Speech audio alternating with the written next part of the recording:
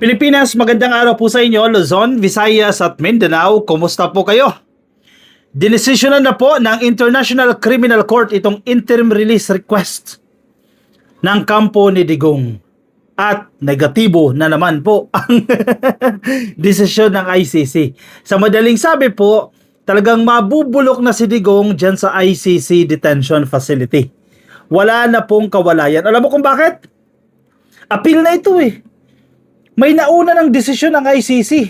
Pero syempre si Kaufman, laki ng binabayad eh. 150 million pesos a month, appeal tayo. Yan yung style ni Kaufman eh. Appeal tayo ng appeal.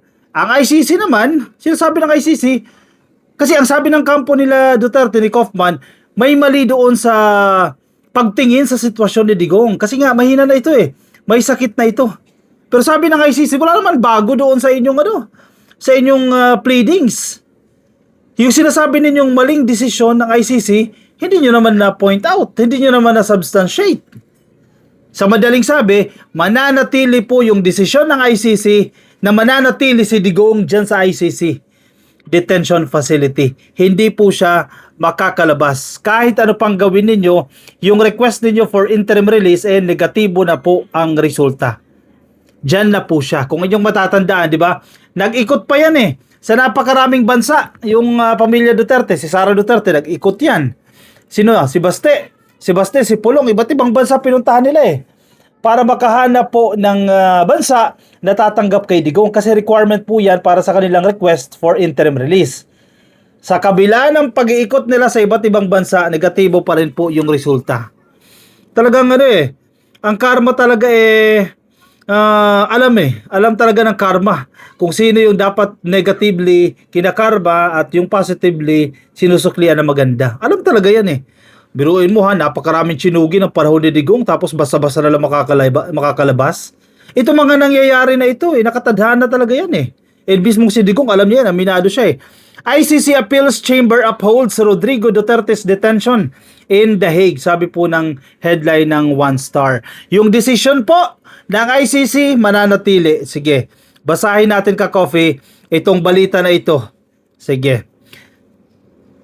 The appeal filed by Duterte's lead counsel Nicolas Kaufman was unanimously rejected by the 5-member ICC Appeals Chamber. Biruin mo ha. Unanimously rejected. Yung 5 doon sa mga judges ng ICC Appeals Chamber, pareho sila ng sinasabi. I-reject natin yung request nila for interim release. Kasi may ruling na nga tayo dyan eh. Anong ibig sabihin yan? Sa 5 judges, walang naniniwala kay Kaufman. Doon sa 5 judges, walang naniniwala sa request ng kampo ng mga Duterte. Diba? Unanimous eh. Nagkakaisa sila. Iisa sila ng tingin. Dapat manatili si Digong dito sa kulungan. Walang bago. Diba? Walang bago doon sa kanilang pagtingin. Si Kaufman, syempre, abogado yan. Gagawin niya lahat ng diskarte, ng remedyo. Kasi 150 million naman yan eh.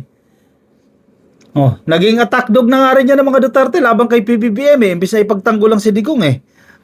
Former President Rodrigo Duterte will remain in the detention in The Hague after the appeals chamber of the ICC rejected his latest bid for temporary liberty on Friday, March 6.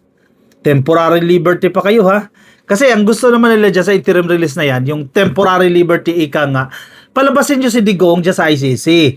Kasi habang nasa labas naman yan, kung anong statement yan ang tatanggap sa kanya, kung anong bansa ang tatanggap sa kanya, every time na magkakaroon po ng hearing ang ICC, pupunta naman yan. Kayo ba naniniwala na magpapakita pa si Digong once na makalabas ang ICC? And definitely hindi na. Isang factor nga kung bakit hindi nagagrant yung interim release na yan eh. Kasi magiging threat pa rin yan eh. Si Digong sa mga witness. Sabi nila hindi, ang tanda-tanda na yan eh. Paano niyan may impluwensyahan yung proceedings? Paano niyan may impluwensyahan yung mga witnesses? Hello? Nanalo pa nga sa Davao yan ng mayor eh.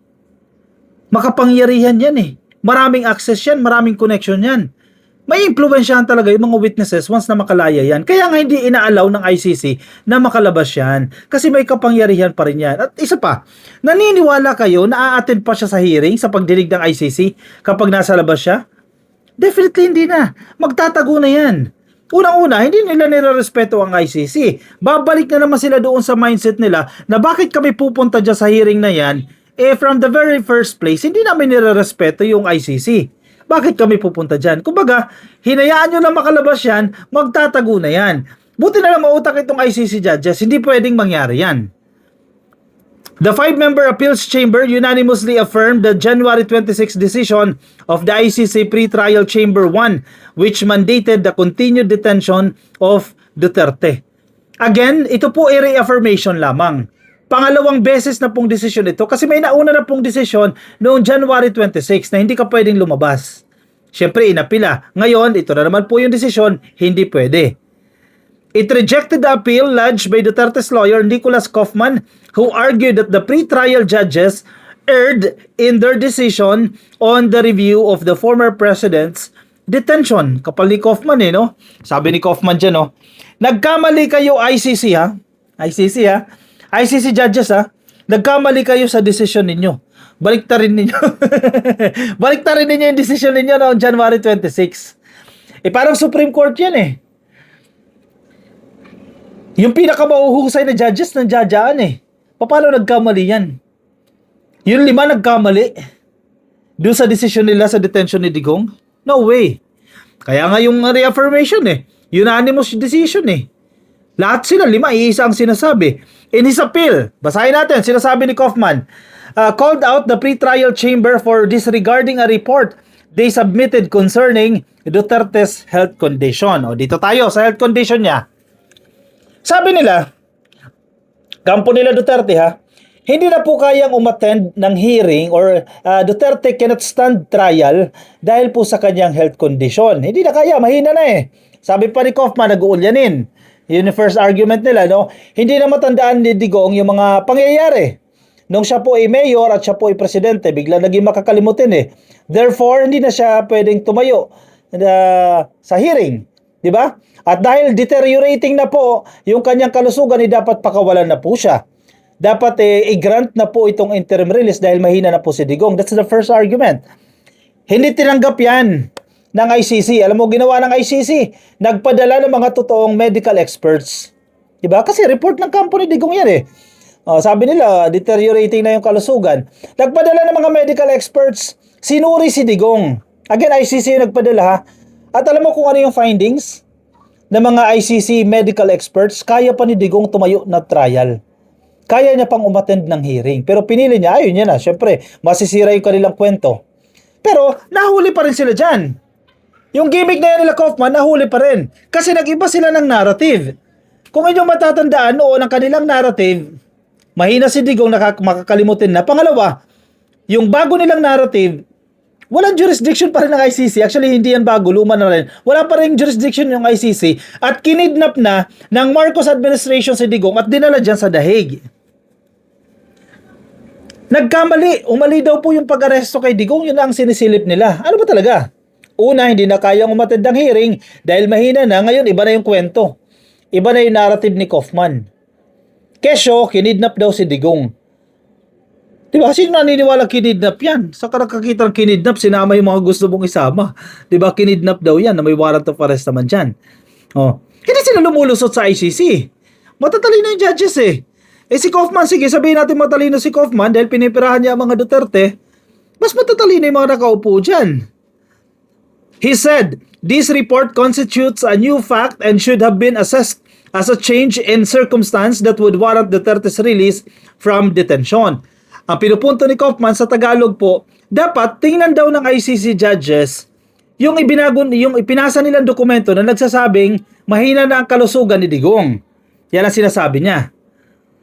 Sabi nga ng ICC medical experts, hindi The Pre-Trial Chamber 1 earlier ruled that Duterte is fit to participate in pre-trial proceedings, citing separate reports submitted by the independent panel of medical experts constituted to assess the former president.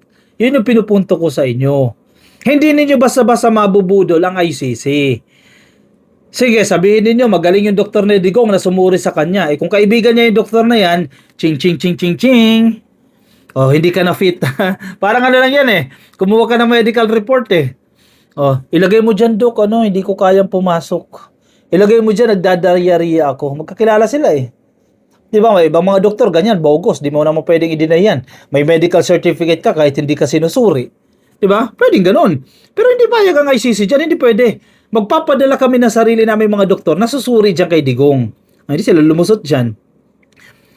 In its ruling, the appeals chamber noted that Kaufman did not explain. Ganyang katigas ha. Kaufman did not explain, and I quote, why or how the defense's report without any examination of Mr. Duterte may provide more updated or reliable information concerning Mr. Duterte's health condition than that provided in the panel's report. Correct! Questionin mo pa yung desisyon ng panel ng medical experts ng ICC? Asan ang mali dyan? Ano yun, Kaufman? Mas magagaling yung doktor ni Digong doon sa panel of experts na ipinadala para suriin si Digong? No, napapahiya sila dyan. The appeals chamber finds that the defense has failed to establish any errors of the pre-trial chamber in relying upon the panel's reports which provide the most updated medical information in respect of Mr. Duterte's health condition. Sabi po sa paragraph, sabi po sa page 29 ng ruling o ng decision po ng ICC. Anong mas updated? Ang pinupunto dyan, yung pinasa ng medical experts ng ICC ha, yun yung pinaka-updated na kondisyon ni Digong. Posible siguro may times na nag-uulyanin si Digong at nakita ng doktor niya, pero hindi yan yung updated kasi nagpadala nga ng mga bagong doktor eh para suriin yan. At hindi ma-point out ni Kaufman dyan alin ang mali. Ano ang mali doon sa report ng mga medical experts? Pahiya na naman. Consequently, and contrary to the defense's argument, the appeals chamber finds no inconsistency between the pre-trial chamber's rejection of the defense's report and the pre-trial chamber's finding that while the panel's report constitute a new fact as to Mr. Duterte's health condition, the panel's report and the information therein do not amount to a new fact or changed circumstance that would warrant modifying the initial decision on detention. Okay. Ang pinupunto kasi ng kampo ni Kaufman, no, i-summarize ko na lang, ano, bago na yung circumstance. January 26, di ba? May ruling ang ICC na dapat manatili siya dyan sa pagkakakulong. January 26, umapila sila. Ang pinupunto ni Kaufman, bago na yung circumstance, bago na yung sitwasyon, bago na yung mga pagkakataon. Therefore, dapat baguhin ang desisyon ng ICC tungkol sa kanyang detention. Eh wala. Asaan? Yung health condition bago talaga. Bago yung circumstance, yung health condition bago. Kaya naman palang tumayo sa trial ni Digong. Diba? Yung pinupunto ni Kaufman na mali doon sa decision, January 26 or 29 decision na yan, hindi niya ma-point out doon sa kanyang apila. O, napapaya sila dyan. The appeals judges also rejected other arguments raised by the defense. Talagang butata eh. Kahit na anong i-raise ng kampo ni Digong, talaga nare-reject eh. The ruling was released through a written decision instead of being delivered in open court due to the confidential nature of some information included in the appeal. Duterte has been detained at the ICC Detention Center in The Hague since March 12, 2025. Malapit na mag-anniversary. Ngayon po ay March 8 na, di ba? 9, 10, 11, 12. 4 days na lang po. Happy anniversary na po si Digong dyan sa ICC. And until now, hindi pa rin po siya nakakalabas. At mukhang dyan na po siya talagang mabubulok sa ICC, which is deserved niya rin naman. Kasi hustisya yan para sa kanilang mga pinaslang noong tukhang. Sa kanilang programa noong Tok-Tok Hangyo, at dapat na nga isunod dyan yung mga dapat isunod na mga kasabwat ni Digong o yung mga co-perpetrators dito sa kanilang war on drugs na mga mahihirap lamang po ang pinagtsutugi. May mga ilan-ilan, sige, mayor, pero karamihan po or super majority, mahihirap lang po at walang mga kalaban-laban ang pinagtsutugi para sa reward, para makakuha po sila ng incentives o makatukhang sila o makatsugi sila ng mga addict at iba, mga suspect lang at iba, collateral lamang po, mga nadamay lang. Deserve niya yan. Diba? At mukhang dyan na po siya mabubulok. I-komento ang inyong mga naisabihin, ang inyong opinion. Malapit na po ang anniversary ni Digong dyan sa ICC. Baka may mga well wishes po kayo. Ilagay ninyo dyan sa comment section. Mga nasa Facebook, make sure na kayo po ay naka-follow na. Marami po nakikinig pa sa atin except sa mga D-list, no, na hindi pa po naka-follow sa ating Facebook page. Pasuyo na lang. Click nyo na po yung follow. Nandiyan dyan po sa taas. Of course, yung mga nasa YouTube, subscribe lang po kayo. Click nyo lang po yung subscribe. And TikTok, subscribe na rin po kayo. I'll see you in my next video. Ka-coffee. Paalam po sa inyo. Bye-bye.